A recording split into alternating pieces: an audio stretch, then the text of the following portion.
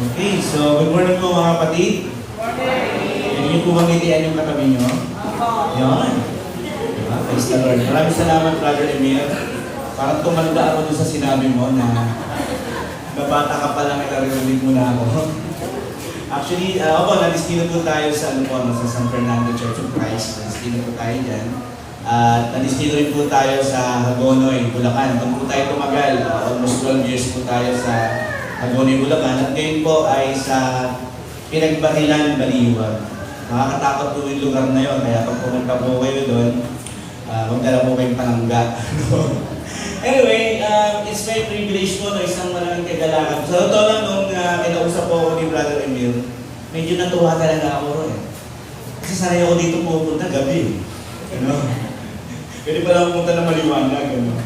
It's my privilege po, isang kagalakan po, isang privilege na makapagbahagi ng salita ng Diyos dito po sa Iglesia sa Davao ng Angeles. At napakaganda po ng tema ninyo. It's about ministry. Okay? So yun po yung ibinigay sa ating topic na ating pong pag-uusapan po ngayon. Pero bago natin umpisahan yan, dapat alam muna natin ano ba yung kahulugan or ano bang ibig sabihin ng tinatawag po na ministry.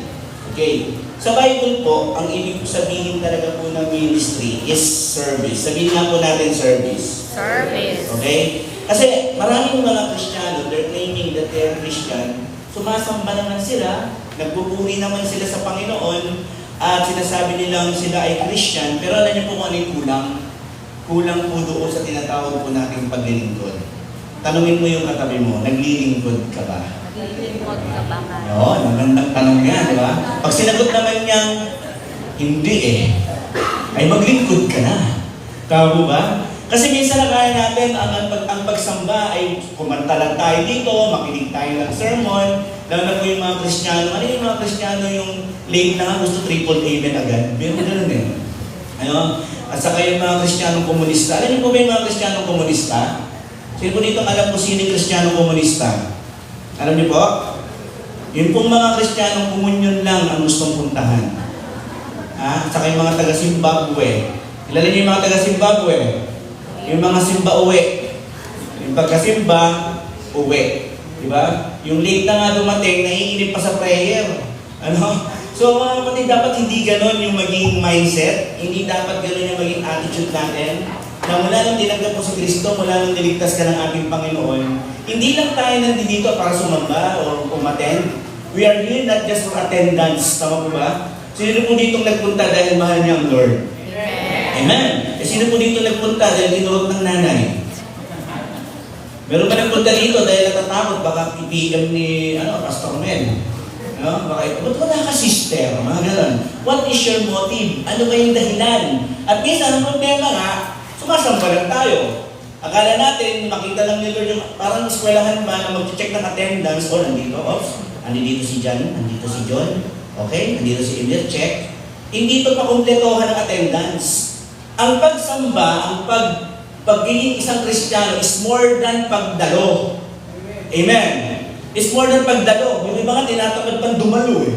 Tama? Ang pagiging Kristiyano, bahagi dito, pagsamba, at yung tinatawag po natin paglilingkod. Alam niyo po, ang ministry minsan yan po yung ibinulag sa atin sa Satanas eh.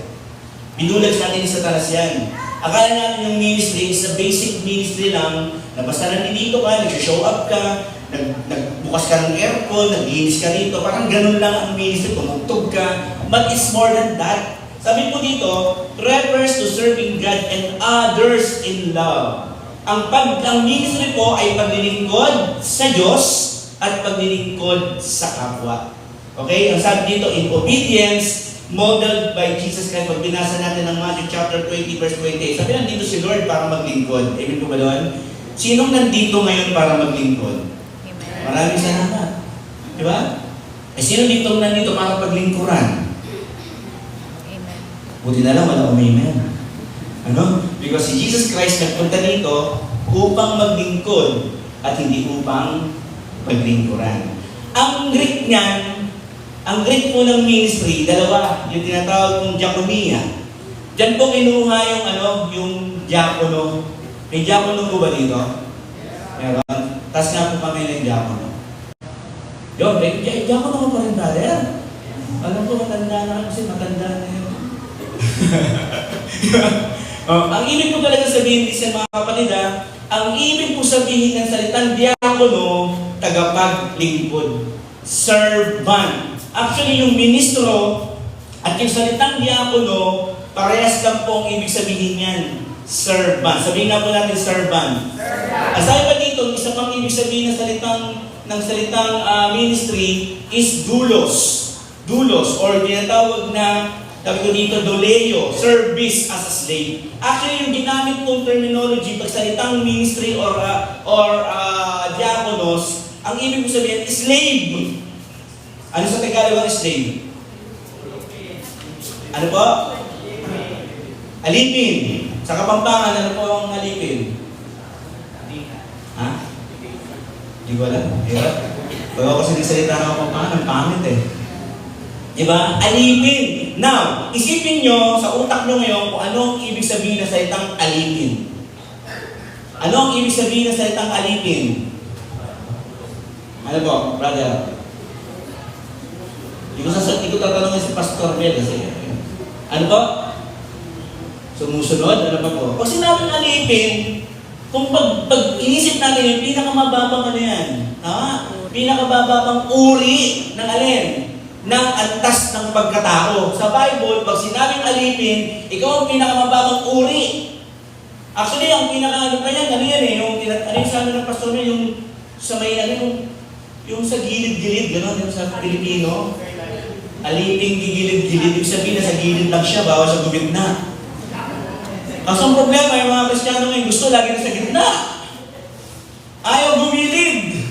Na minsan, ang ministry ay parang for para magpakitang dinas. Parang ang ministry ay para maging sikat. Ang ministry ay para maging angat. Nangyayari o hindi? Maraming salamat sa napakalakas ng bulong. Nangyayari po ba yun? Minsan nakakalungkot sa ministry, pasikatan eh. Diba? Kaya sa worship team, sinasabihan namin, nandito ka hindi para magpasikat. Nandito ka para maglingkod sa Panginoon. Amen? Kaya sabi mga minsan, tanggalin na itong stage na to eh. Kasi ang stage na parang nagiging performance.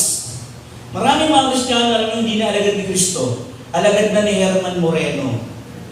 Alam mo bakit? Hindi makaka-relate kanyang Gen Z saka yung mga matatandang tulad ko lang. Hindi. Ano niyo yung sabihin ng disipulo ni Herman Moreno? That's entertainment. Di ba? Nandito just to entertain. Hallelujah! Purihin natin ang Panginoon. Diba? Pumalakpak kayo. Hindi kayo pumalakpak, hindi kayo maliligtas. Minsan may mga ganong performing na lang eh. They're here just to perform. Magpakitang gilas, magpabida-bida. Kaya maraming Kristiyanong Jollibee. Bida ang saya. We are here to serve the Lord. Kaya yung diakono is not a office. It's not an office. Being a deacon is not an office. Being an elder is not an office. Being a pastor is not an office. We are servant. Amen? Pwede ba natin i-declare ngayon? I am servant. 1, 2, 3. I am servant. Ibig sabihin, sa church, hindi pa sikatan. Sa church, palingkuran. Amen? Sino po dito, Brother Emil, na nagpukusang maglinis ng CR? Meron ba? Ako maglilinis ng CR, yak! Ako na ngayon nagdo-donate, maglilinis pa ako. Minsan may mga ganong klaseng self-entitlement ng mga Christian sa panahon natin ngayon eh. Tama po ba? No? Listen, mga kapatid. Ang sabi dito, ang ibig sabihin ng salitang ministry is slave. Ang ibig sabihin ng salitang ministry, servant. We are here to serve our God and to serve this church. Amen? Kaya tanongin mo yung sarili mo, bilang Kristiyano, may ginagawa ba akong paglilingkod dito? Anong uri ng paglilingkod ang ginagawa ko? Tanongin mo sarili mo ngayon. Kasi minsan sa sermon ko, like yung sinasabi, tanongin mo yung katabi mo, ngayon sarili mo naman. Diba? Alam mo, natawa siya kasi hindi niya tinatanong sarili niya eh. Diba? Natanungan mo yung sarili, anong paglilingkod ko sa church? Anong uri ng paglilingkod ng ginagawa ko sa church? Pero alam niyo, according talaga sa survey, Pastor Mel, 10% lang talagang involved sa ministry. Ibig sabihin, kung mayroong 10 to 20% lang ang talagang nai-involved sa ministry. No? Pero yung iba, talagang Zimbabwe lang. Mga Kristiyanong Zimbabwe. Yung iba nga Kristiyanong Shider eh. Kailan yung Kristiyanong Shider? Yan yung mga Kristiyanong pangkalawakan. Pag nagtampo sa church, nilipat ng ibang church.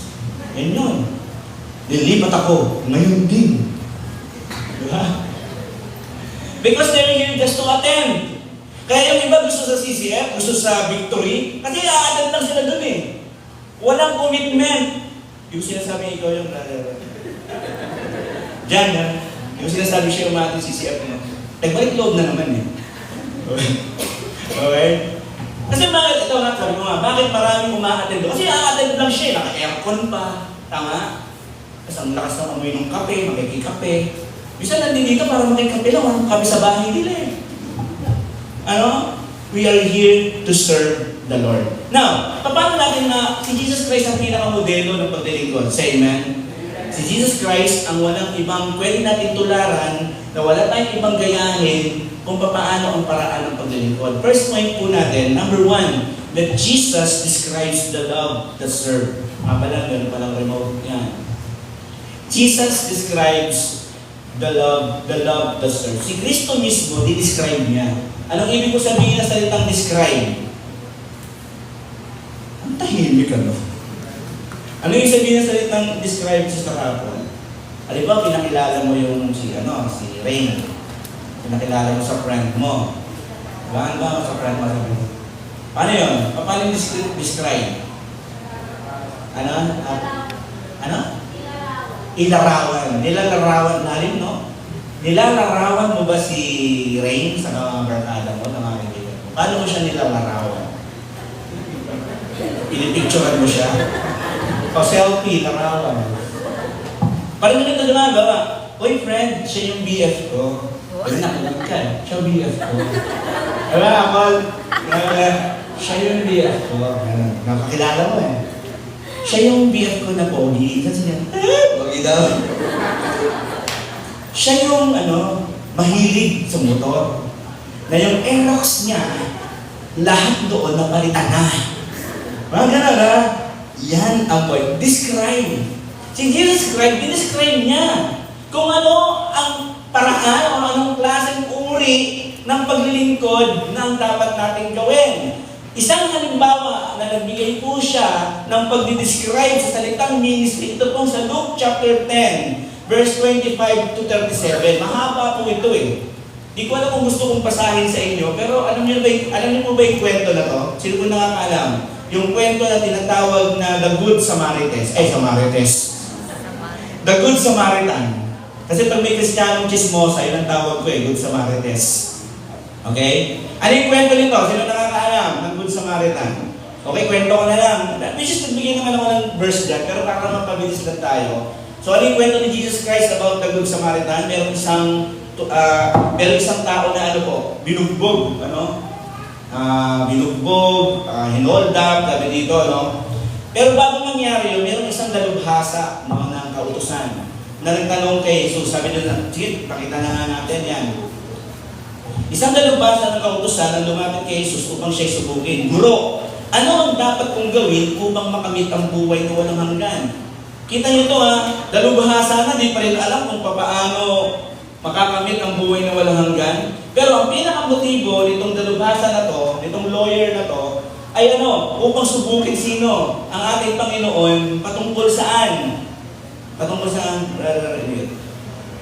Patungkol sa salvation, patungkol sa kaligtasan. Pero alam naman ni Jesus Christ na ito'y sumusubok lamang. Sumagot si Jesus, ano ba nakasulat? Sa utusan, ano ba nababasa mo? Verse 27, sabi ni lalaki, ibigin mo ang Panginoon mong Diyos na po? Buong puso, buong kaluluwa mo, buong lakas mo, at buong pag-iisip mo. At ibigin mo ang alin? Ibigin mo ang iyong kapwa, gaya ng pag-ibig mo sa iyong sarili. Makikita natin dito, yung lawyer, kinote po niya, matalino kasi yung lawyer eh. Yung tanong niya, tinanong din siya ni Jesus Christ, Kikita natin full of wisdom si Jesus eh. Ano bang sinasabi sa kasulatan? Sabi ni Jesus. So sinagot naman, no? At ang kinote niya po dito yung Deuteronomy chapter 6 verse 5 at yung Leviticus chapter 19 to 18 na patungkol sa kung ano ang sinasabi, ibigin mo ang Diyos, ibigin mo ang kapwa.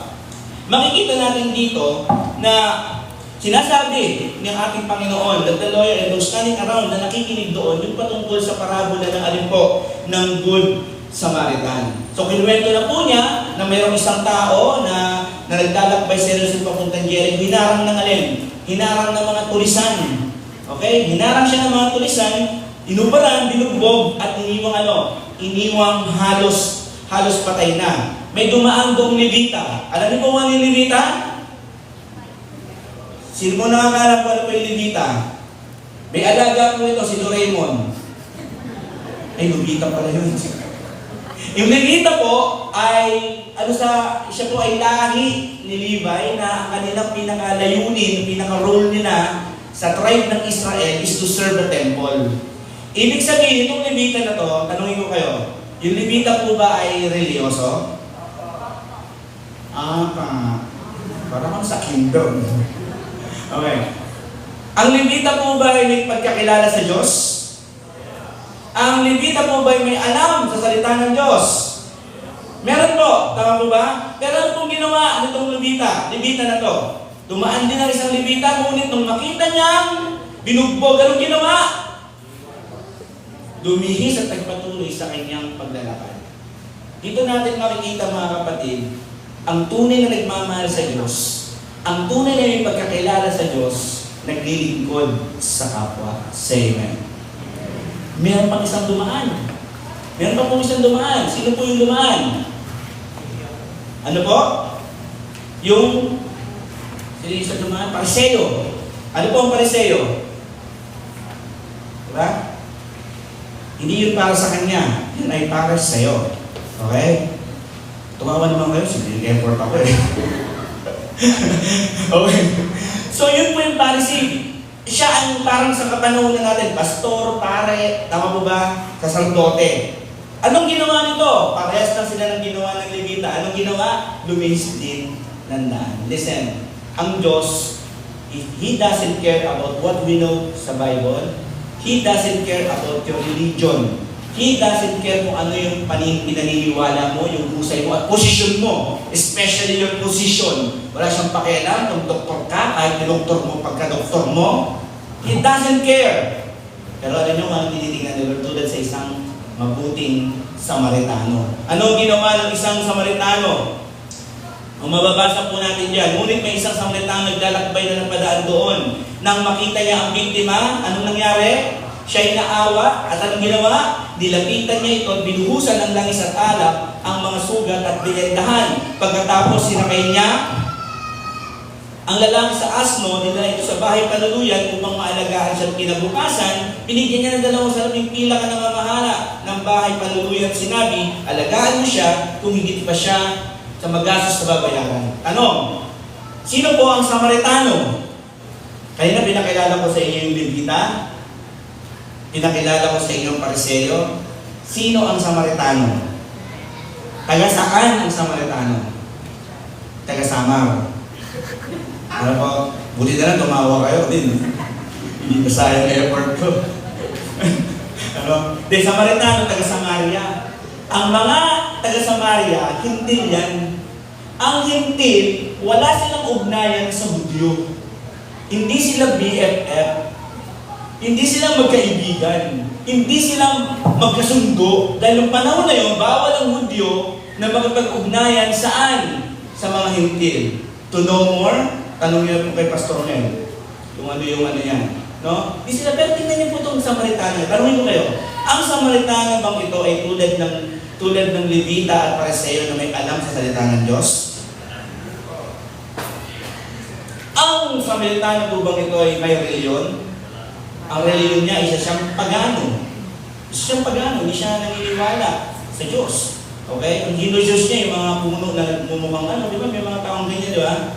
Pero na ako nakita, umusok lang dun sa bingbing, umukhang Jesus, sinamban eh. May mga ganon. May mga pagan. Pero anong ginawa nito? Anong ginawa niya? naglingkod siya doon saan? Doon sa nabugbog ng tulisan. Anong ginawa? Pinahiran ng langis, buti nga di pinainom ng alak eh. Kundi may excuse na naman ng lasenggo, di ba? Pagkatapos anong ginawa, dinala sa bahay tuluyan at siya pa yung nagbayad. Mga kapatid, ang paglilingkod, hindi yan nakikita sa estado mo, hindi yan nakikita kung anong reliyon mo, hindi yan nakikita kung ano ang nasa utak mo, husay at galing mo. Ang paglilingkod, nakikita yan sa ginagawa mo. Say amen. Tingnan ang katabi. Tanungin mo siya, gano'n ka ba? Ganun ka ba? Sino dito may nasemplang sa daan, hindi sa tulong, pinagtawanan? Ay. Yung may nasemplang, kamote kasi. Pero hindi man lang lapitan, hindi man lang mag-observe. Yung ibang Kristiyano, bibidyon, meron po ditong nasemplang, kasi kamote po siya. Followers, pakitignan niyo po, pakilala niyo po, minsan ganyan po eh. Tama ba? Listen. Sabi ko kanina, uulitin ko, alam ko may reliyon tayo, may reliyon ka. At kiniklaim mo, may relasyon ka sa Panginoon, say amen. At kiniklaim mo, ang tagal mo ng Kristiyano, ang matagal ng maraming sermon kang narinig sa church na to. Ang tanong, yung mga natututunan ba natin sa Biblia na isasagawa mo ba? Maraming salamat ng Diyos sa napakatahimik. Diba? At anong sabi dito ni Jesus Christ? Tingnan niyo po, binara talaga niya eh. Biro mo si Jesus Christ, karpentero, kausap, lawyer. Okay? Ganyan ang sabi. At nagtanong siya sa palagay mo, sino kaya sa tatlo ang naging tunay na kapwa sa taong hinarang ng tulisan? Ano sagot ng lawyer? Ang taong tumulong sa kanya, tugon ng dalubhasa. Listen, mga kapatid, we are not saved because we love and serve others. We love and serve others because we are saved. Hindi ka naglilingkod para maligtas. Kaya ka naglilingkod kasi niligtas ka na ng Panginoon. Say amen. Sinilintong na naman para tayo niligtas na siya ng Panginoon. Amen. Therefore, serve. Sayo mo sa katabi, maglingkod ka. Lingkod. Sino dito pipila mamaya ay Pastor Nel at kay Pastor Emil? Pastor, ano pwede kong ministry? Pastor, ano pwede kong maitulong sa church na to? Sino kaya dito magbo-volunteer na maglinis ng CR mamaya? Sino dito magbo-volunteer na dagdagan sila Apple na kumanta dito? Sino magbo-volunteer na palitan niya na siya ang gitara? Sino dito magbo-volunteer na, Pastor, i-train mo ako, magbabible study? Hindi po si Pastor na lang pinagbabible study nyo. Sino dito magbo-volunteer na, Lord, magdi-disciple ako? Who among us gustong mag-serve? Hindi ka lang a-attend. Hindi ka lang dadalo. Maglilingkod ka. Say amen. Tingnan po. Philippians chapter 2, verse 2 hanggang 4. Lubusin ninyo ang aking kagalangan. Magkaroon kayo ng ano daw po? Isang kaisipan. Magbuklod kayo ng isang pag-ibig. Magkaisa kayo ng puso at diwa. Ayan ang mga kapatid ng iglesia na nagbibigay kagalangan sa Panginoon. Merong one mind, one love, at merong one goal. Amen? Ito po ba yung church na to ay meron tayong iisang direksyon? Meron po ba tayong iisang pupuntahan? Dapat meron tayong ganyan eh. At mangyayari lang mga kapatid, kung lahat tayo maglilingkod. Sino naniwala? Amen? Kaya dapat maglingkod tayo. Tingnan niyo po ang sabi pa ng Bible. Huwag kayong gumawa ng anumang dahil sa pansariling layunin ng pagyayabang. Sa halip, bilang tanda ng pagpapakumbaba, ituring yung higit ang iba kaysa sa inyong sarili. Ayan isa ng hindrance kung bakit hindi ka naglilingkod. It is because of pride. Sino naniniwala? Isa sa dahilan kung bakit hindi ka naglilingkod or kung naglilingkod ka man, mali ang motibo ng puso mo. Listen, you are not serving kung ikaw ay may pride. You are not serving kung meron kang pusong mapagmataas. Amen?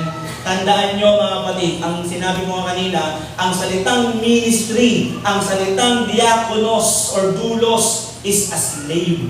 Ang slave ay pinakamababang uri ng antas ng tao ng panahon na yon. Pero alam nyo, mga tao ngayon, masyado ng self-entitled eh.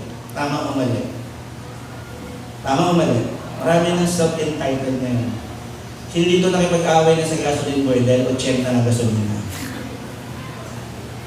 Sino dito nakipag-away sa crew ng Jollibee? Ang malupit, sino dito nakipag-away kay Jollibee?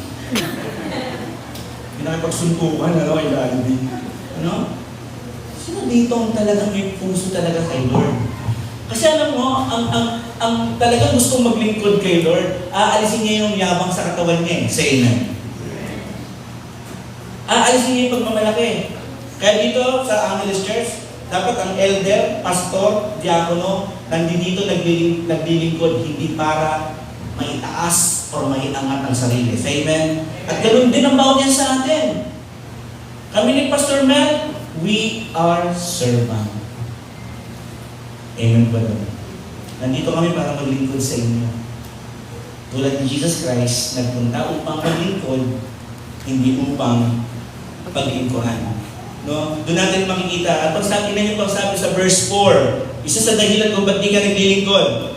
Pag malasakitan ninyo, alin daw po, ang kapakanan ng iba at hindi lamang ang inyong sarili. Ang isa sa pinakamasakit kung bakit maraming Christian ang hindi nakapaglilingkod kasi sarili lang iniisip eh. Nangyayari o hindi. Ayaw mo mag-serve dyan sa Angeles. Busy ako sa school eh. Busy ako sa trabaho. Busy ako sa pagpapayaman ko eh. Bakit ba? Diba? Minsan, we're just what? Masyado lang tayong sa sarili natin. Ang gusto lang natin puro sarili. Kaya hindi ka nagkakaroon ng malasakit sa iba kasi ang iniisip mo ay kapakanan mo lang. Tama o mali? Kaya ang sabi ko sa inyo, ba't kung maraming umaatin sa CCF, hindi ko sinasabing si Brad yun, no? It is because yung iba ayaw na commitment. Tama ba rin? Basta ako aatin lang. Ang mahalaga, umaten ako. Pero may paglilingkod ka ba? May ginagawa ka ba? Say amen. Tulad yan, nakita ko, parang may pagkain kayo, brother. Parang gusto ko na iksiyan yung sermon ko eh. Tama-tama, di ako nag-almusal. Diba? Tulad yan, yung isa yung potluck, brother Emir. Isa yung potluck. Kaya nga tinatawag na potluck eh, anong ibig sabihin nun? Daling yung pagkain nyo, sama-samahin natin. Tama? Yung iba hindi. Kakain lang ako. Bakit ba? Sino magdala? Ako kakain. Tama? Ano? Why? You're just thinking about yourself na eh. Sarili mo lang kasi iniisip mo eh. Oy, pero yung mga inigdala, baka umuwi kayo mamaya ha. Hindi ko sinasabi. Baka, pastor kasi, kaya, wala akong dala. Hindi ko kayo sinasabi kung umuwi. Sa susunod, magdala kayo. Ang service is about thinking about others what? Kapakanan. Di ba? Yun ang ministry. Hindi niyo po sabi ng 1 John chapter 3, verse 18. Basahin nga po natin. Meron naman dyan. Wala. Pero sabi dito, to see the need of others with compassion is to see beyond yourself. And seeing others as more important than yourself. Love is beyond self and willingly serve. Alam niyo mga kapatid, madaling magsabi ng I love you. Mga binata, taas ang mga binata. Hindi ka, wala sa mga binata. Di ba? Paano ba ligawan ngayon, Tina? I-am na lang, di ba? I love you, Mama Chuchu. Keep the change. Mga ganun. I love you, brother. Ang galing magsabi ng mga binata. Job, ano ba magsabi kayo? Ha? I love you. Pero, may paborito nga po kung kanta ng binata ako eh. 3 years ago. Nice. More than words. Saan ba yan, Brad? More than words. Ha? Rock, saan mo more than words? Ha? Rock, saan mo more than words? Okay?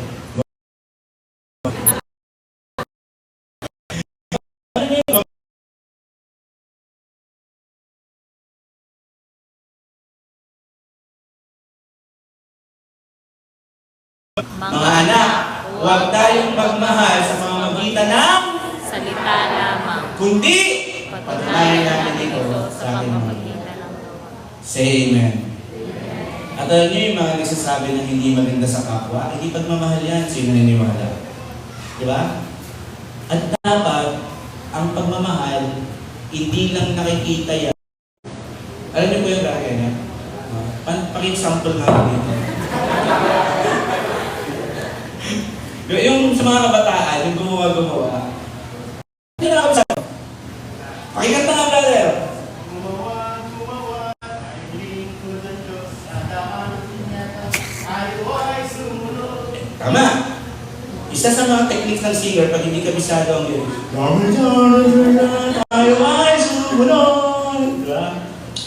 Gumawa. Pero maraming Kristiyano, hindi yan ang kanta, brother Ken. Ay, brother, ayo, mga radyo, anong kanta ng mga Kristiyano ngayon? Hindi gumawa. Gumawa, tayong lingkod ng Diyos, puro na reklamo, hindi pa gumagawa. Nawa. Complaints. Ang tunay na nagmamahal,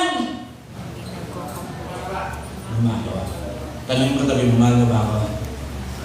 Alam niyo ba yung katabi mo? Maaaring umingiti lang yan ngayon. Kasi nasa church. Pero hindi mo alam ang pinagdaanan niyan sa loob ng isang linggo. Kung ang iglesia hindi maglilingkuran sa isa't isa, papaano mo maglilingkuran ng kapatid mo na konting-konti na lang lalayo na sa Diyos? Say amen. We need to serve one another. Pangalawa, dalawang point lang naman to, brother Ken. Dalawang point lang naman to, pero tag isang oras. Okay, pangalawa po. Jesus, hindi lang siya nag-describe. Nag-demonstrate siya. Ganyan ang tunay na teacher. Sino po teacher dito? Nasawa ko po teacher. Kaya po, buhay po ako. Hindi lang ang teacher nila turo. Ito, ganyan. Dati may teacher po ako sa matanggaling magturo, pero hindi niya mapaliwanag. Mahirap lang ang magaling magturo, hindi mapaliwanag.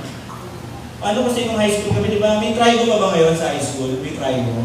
Hanggang ngayon, hindi ko pa rin naiintindihan yung trigo na yan eh. Tinanong ko siya, paano nangyari yun? Hindi niya papaliwanag.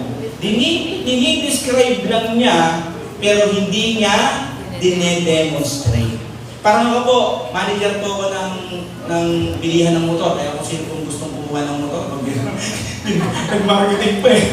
Okay. Pag ako nagbebenta ng motor, sasabihin ko sa kliyente, ito po, maganda po itong Honda Click, ganyan. Ito po yan, ganyan. Sa kapag binano yan, maandar po yan. Siyempre po, kailangan umandar. Diba? Maganda po yung makina yan. Na gano'n, dinidescribe ko. Pero it's more than description. Kailangan ko i-demonstrate. Sasakutin mo, tingnan mo sir, ganda bagay, di ba? Gusto niyo po masemplang, ganito lang gawin niyo. You are demonstrating. You are not just describing, but you are demonstrating. Si Jesus, hindi lang siya nagtuturo, dinidemonstrate niya kung paano mag-serve. Jesus himself demonstrate the love to his disciple until the end. Sabi niya sa John, chapter 13, verse 1, Bisperas na noon ng Pasko, alam ni Jesus na dumating na ang takdang oras ng kanyang pag-alis sa daigdig. Nang ito ay bumalik sa Ama. Mahal niya, ano sabi niya? Mahal niya ang kanyang mga tagasunod na nasa daigdig at sila'y minahal niya. Ang sabi ko dyan, hanggang wakas. Ganun yung pagmamahal ni Jesus sa atin. Say amen? Sino naniniwala, mahal tayo ni Lord hanggang wakas? Amen. Kahit nga pasaway ka, mahal ka pa rin niya eh. Amen mo ba doon? Kaya makikita natin, ganun katindi yung pag-ibig niya. At ganun naman, hindi lang ito sa salita. Pinakita ni Lord na mahal niya ang kanyang mga alagad. Paano niya pinakita? Nung ito sa kwentong ito, si John chapter 13 verse 4 to 5, walang gustong, kasi ang pinaka-context ko nitong John chapter 13 verse 4 and 5, naalala niyo po ito yung naghugas ng paa ang ating Panginoon? Alam niyo po? Okay. So yung kwento na yun, hinugasan niya ang paa ng mga alagad. Si Pedro ayaw kong magpahugas, siguro nahiya, baka may at least foot, ayaw magpahugas. Pero si Jesus Christ, mga kapatid, walang willing ng panahon na yon na magtas ng alin, ng maghugas ng paa. Pero ano yung ginawa ni Jesus? Nakita niya yung pangangailangan. Brother Edgar, nag-utos pa si Jesus. Sinabi niya, Pedro, hugas mo yung mga paa kasama mo. Hindi niya inutusan. Ano yung ginawa ni Jesus Christ? Nag-initiate. Ang tunay na lingkod, nagpupusa. Sabi mo sa katabi mo, nagpupusa. Nagkukusa. Sino dito ang pusang hindi na rin ko. Amen. Amen. Usa ka mong pumunta? Amen. Amen? Mas magaan ba yung loob mo pag naglilingkod ka sa Diyos? Yun kasi yung pusa eh. Nagiging mabigat lang sa loob mo ang ginagawa mo pag hindi yan pusa. Tama? Sino itong mga anak na pag inutusan ng magulang galit na galit? Sibuyas na naman kanina. Ba? May na ganyan eh. Kanina bawang, di pa sabay-sabayin. Tapos ngayon manok naman, hindi mo nag-isa ng manok. Bakit ka nagreklamo? Because yung ginagawa mo, hindi ka willing doon. Hindi kusa para sa'yo. Say amen. Ang mga nagmamahal, nagkukusa. Kaya dapat sa iglesia nito, kung talagang mahal niyo ang Diyos at ang iglesia nito, ang paglilingkod sa'yo, hindi sa pilitan. Say amen. Si Jesus? Jesus na siya. Lord na siya. Sinabi ba niya sa mga alagad, ay ako, Jesus ako. Ako ang tagapagligtas niyo. Ako ang Lord. Ako ang King of Kings and Lord of Lords. Hallelujah. Pero, linisin mo pa nila. Wala. Siya ang naghugas. Tingnan niyo po ang ginawa ni Jesus Christ pagkatapos naglagay siya ng tubig sa palanggan at sinimulan niya hugasan ng paa ng mga alagad at punasan ng tuwalya na nakabigkis sa kanyang baywang. Kita niyo mga kapatid, doon pa lang ready na si Jesus. Ang tanong, bakit handa si Jesus maglingkod? May dalang palanggan, iniisip ko paano binitbit ni Jesus yun eh. Just imagine how Jesus bitbit the palanggana. Ano? Binitbit niya. Ang matindi, makabigkis na yung tao, nakaready na. Sino itong nasubukan magpahilot yung nahihiyang magpahugas ng paa? Parang ako lang, pahilot kami sa sebo, puhugasan ng paa ko, nabasa ng ulan yung sapatos ko, di ang bango, di ba? So, okay. Pero nung time na yun, si Jesus Christ, naka-ready, God. Kaya nakabigkis, may dalang planggana, di ko alam kung paano yung binitbit yun. Hindi niya inutos sa'yo, ang tubig. Kaya, kung tubig yung planggana mo, kunin mo yung tuwalya nun. Hindi, siya mismo nag-initiate. Ang paglilingkod ganyan dapat, tularan natin si Jesus. Amen? Amen. Paglapit ni Simon Pedro, ito, nag-ubarte na naman to si Pedro. Si Pedro, may ugalit, may attitude talaga yan. Panginoon, maugasan mo ba ang aking mga paa? Uy, story. Diba? Sumagot si Jesus, hindi mo nauunawaan. Hindi mo nauunawaan yung ginagawa ko. Ngunit maunawaan mo nito pagkatapos. Muli nagsalita si Pedro, Lord, hindi ko, Lord, hindi niyo hugasan na ba ako? Ang OA naman. Diba ang arte, di ba? OA ni Pedro. Kung hindi kita hugasan, wala kang kaugnayan sa akin. Kung ayaw magpahugas, sige, hugas ka. Wala ka ng part sa akin. Hindi ka nakakasama. Verse 9, dahil dito sabi ni Simon Pedro, kung gayon, hindi lamang mga paa ko, Lord, paliguan mo na ako. Ang arte, pero Timir. Minsan may mga ganyang arte eh. Kunwari naman, pag inaalam mo ng pagkain, hindi, usog pa ako. Pero nakatingin, tapos naggalaw eh, usog pa ako. Pero nung pinakain, kinain lahat, pati yung pangbukas. Ganun si Pedro, paliguan mo na ako sabagat malinis na ang buong niyang katawan, kayo malinis, subalit hindi lahat kayo. Ano makikita natin dito? He had compassion and affection in his heart for them as the master. Did this act. Bakit? Para magbigay siya ng alin? Halimbawa. Ginawa ni Jesus maghugas ng paa. Nung panahon na yun, wala namang sapatos, wala namang... May pulbo na ba nun? Para ang mga paa nun ilagamit pa niya ng panglalakbay, paglalakad.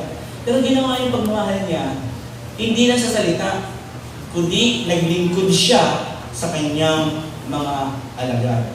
Hindi niyo pa po sa nangyari. Tinawag niyo akong guro at Panginoon, at tama kayo sapagkat ganoon nga ako. Kung ako nga ang Panginoon at guro ninyo, dapat ninyo ay nagugas ng inyong mga paa, dapat din ninyong hugasan ng mga paa ng isa't isa. Binigyan ko kayo ng halimbawa upang inyong tularan. Ano? Handa mo bang hugasan ng paa ng katabi mo? Pastor naman, bakit naman iba na lang? Huwag naman paa kadiri. Hindi literal.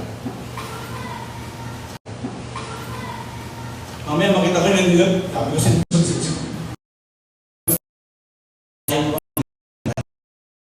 Ka ba sa kapatiran dito sa Angeles? Nagiging kalakasan ka ba ng kalooban ng mga taong nandito? Ang purpose ng church ay hindi lang para magsama-sama tayo. Anong sabi ng Hebrews chapter 10 verse 25, Pastor Emir? Ano ang purpose ng pagtitipon? Upang magpalakasan sa isa't isa. Sino po ditong pag umaandun sa church, pag pumapasok, nakapusamo lang mukha. Pero pag nabas, ang saya-saya. You know why? Kasi nakaranas ka ng paglilingkod mula sa iglesia ito. Amen? Hindi ka na maaabot ni Kristo na sa langit na siya eh, but He can extend His arm sa bawat isa po sa atin. Amen po ba doon? Sabi dito, pagkatandaan ninyo, ang alipin na hindi nakakahigit sa kanyang Panginoon, ni ang sinubo kaya sa nagsubo sa kanya. Ngayon, alam na ninyo, pinagpala kayo kung ito'y gagawin. Sino dito gustong pagpalain ng Panginoon? Say amen. Amen. Maglingkod tayo. Yes. Sino dito sama-sama tayo maglilingkod? Palakpakan nga po natin ang Panginoon. Amen. Sama-sama tayo maglilingkod. Amen po ba doon? Maraming ministry, nakikita ko, maraming ministry ginagawa ng church na to. Nakita ko may mga outreach program kayo. Tuloy niyo yun, mga kapatid. At marami pa pong mga tao ngayon ang wala kay Kristo. Tayo ang gagamitin para maabot sila. Amen? At mangyayari yon kung lahat tayo maglilingkod sa isa't isa. True leadership requires humility and willingness to prioritize the need of others or one own's ego or status. Tandaan nyo, ang pagiging pinuno, nangangailangan niya ng pagpapakumbaba. Okay? At mayroong paghahangad na unahin ang kapakanan ng iba. That is true leadership. Ngunit hindi ganoon dapat mangyari sa iyo sa halip. Ang pinakadakila dapat tumagay sa pinakamababa. At ang namumuno ay maging, ano daw po? Ang namumuno ay dapat maging... Nandiyan ba? O yan, nandiyan. Baba. At ang namumuno ay maging, ano daw po? Ang namumuno ay dapat maging... Nandiyan ba? O yan, nandiyan. Ulitin ko. Ang namumuno ay dapat maging...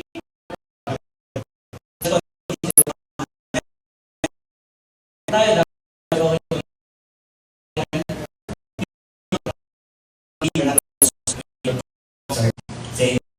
kami lang ginagamit ng Panginoon para tayong isa. Basahin nga po natin ang sabay-sabay 1 to 3. The measure of man's greatness is not the number of servants he has, but the number of people he serves. Amen? Amen? Mag-isip ka na ngayon kung sino yung mga taong iyong paglilingkuran. True love serves. Conclusion na tayo. If you love God and His church, serve God and His church. Sabi mo sa katabi, maglingkod tayo. Lingkod The tayo. Lord at sa iglesia. Pangalawa, let us serve with humility. Maglingkod po tayo ng merong pagpapakumbaba. And let us serve with the right heart. May tamang puso. We need to serve as sa akin pong pagtatapos. Itong church na to, malaki ang potential ng iglesia dito sa Angeles. Yun nga lang ang kaaway, hindi ang papayag na ahadlangan niya ang paglago at pag-usad ng iglesia nito. At alam nyo kung ano po ang gagawin sa Tanas. Bubulagin niya tayo sa salitang ministry. Mamaliin niya ang definisyon ng salitang ministry. Ako naniniwala, kung lahat tayo dito maglilingkuran sa isa't isa, marami sa atin, alam, magtitibay, lalago sa ating kanya-kanyang pananampalataya. Amen? Pwede po ba natin palakpakan ng ating... Pwede po ba tayo umawit ng isang awitin? Isa sa mga inawit natin kanina. Gusto mong magpagamit kay Lord na mag-minister sa inyo ngayon. Hindi ko po alam kung ano po yung pinagdadaanan nyo ngayon. Hindi ko alam, baka meron dito, umaten ka dito na punong-puno ng frustration sa puso, punong-puno ng discouragement, pagod sa araw-araw na ginagawa. Ako personally, pagod ako physically, I'm tired emotionally, pero thank God, may Diyos. Amen. Na siyang nagbibigay ng tunay na kapahingahan. Amen. So, kasi pwede mo makipag-usap ka muna kay Lord. Talk to our Father right now. Kasi si Lord lang naman na nakakaalam kung ano naman ang puso mo. Hindi ako at hindi ko sino man sa akin. Kung merong nagpapabigat sa kalooban mo, ilapit mo yan sa Panginoon. Pwede mo tayong yumuko sandali. Let's pray. Let's talk to our Father. Diba? Sabi ng 1 Peter chapter 5, verse 7, cast all your cares on me because I care. Come on, church, pray right now. Pray right now. Let the Holy Spirit fill us. Let the Holy Spirit empower us. Alam ni Lord, nahihirapan ka na. Alam ng Diyos, pagod ka na sa kalalagayan mo. Hirap na ang kalooban mo. But at this moment, gusto ni Lord ma-heal ang puso mo ngayon. Ang gusto ni Lord, gumaling ang sugat na nararamdaman mo. Talk to our Father right now. Talk to our Father right now. Worship Him, kaya natin kantahin ng sa akin. Habang nananalangin ang ating mga kapatid. Come on, church. Come on, church, pray right now. Pray right now. Talk to our Father. Kung nabibigatan yung kalooban mo, kung nasaktan ka, kaya nakasakit ng kalooban mo, come on. Sabihin mo kay Lord yan, Lord, napapagod na ako. Lord, nahihirapan na ako. Come on, Lord, di ko na kaya ito. Come on, sabihin mo kay Lord. Matanda kang i-lift up ng Panginoon sa oras nito. If you want to cry to God, cry to God. Gusto ni Lord makita ang bawat luha na pumapatak sa iyong mga mata. Upang makaramdam ka ng kagalingan na nagmumula sa Kanya. Come on, church. Come on, church. Come on, church. Sabihin mo lang. Be open and accountable to God. Sabihin mo lang na nararamdaman mo sa Panginoon. Come on, church. Worship mo tayo kay Lord. Panginoon tayo. Panginoon. Napakabuti ng Diyos, mga kapatid. Ang Diyos ang pinakamabuti sa lahat. Oo, sabihin mo yan, mabuti ang Diyos. Na minsan pakaramdam mo, parang hindi. Pero ang Diyos natin mabuti. Kailan pa man. Come on, church. Talk to our Father right now. Sabihin mo yung nararamdaman mo.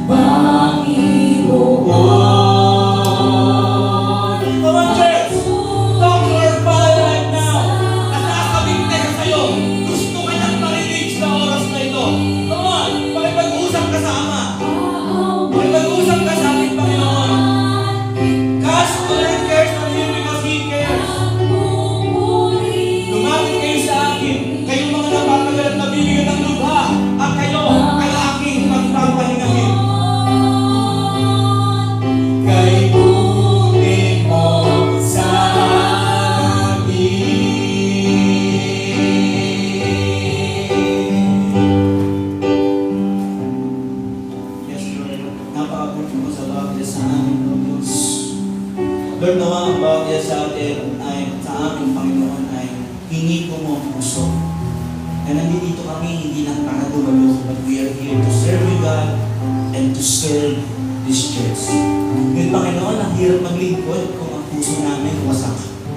Ang hirap maglingkod pag ang puso namin ay maraming dala-dala, maraming karga-karga. Minsan dala namin yung buot sa puso namin. Minsan bitbit namin yung galit, sama ng loob, Panginoon. Minsan bitbit namin ang mga kabiguan kaya hindi kami makapaglingkod. Lord, patawarin niyo po kami na minsan nagmamataas kami. Minsan ang gusto namin, kami ang matanyag at hindi ikaw. Lord, forgive us kung ganyan ang nakikita niyo po sa puso ng bawat isa. But at this moment, Lord, heal our heart, Lord God. Ilumin niyo po yung puso namin, Panginoon. Patawarin niyo po ang dami namin pagkukulang sa iyo, Ama.